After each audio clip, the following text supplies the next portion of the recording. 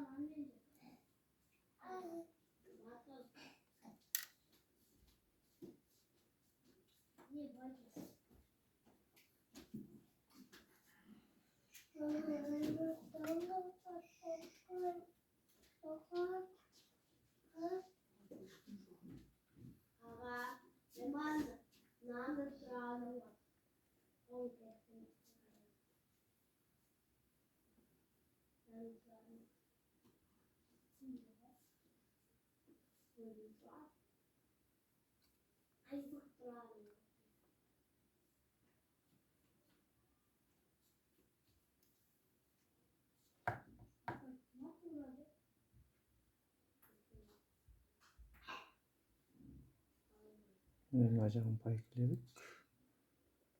Жаңа перемичка қойдық. Біз көреміз қосып.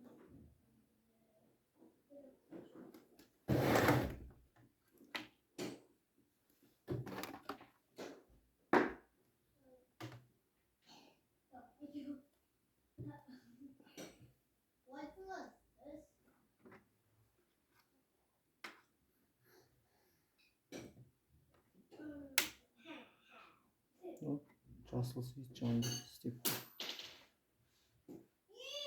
Жасыл свет жанды қосылды.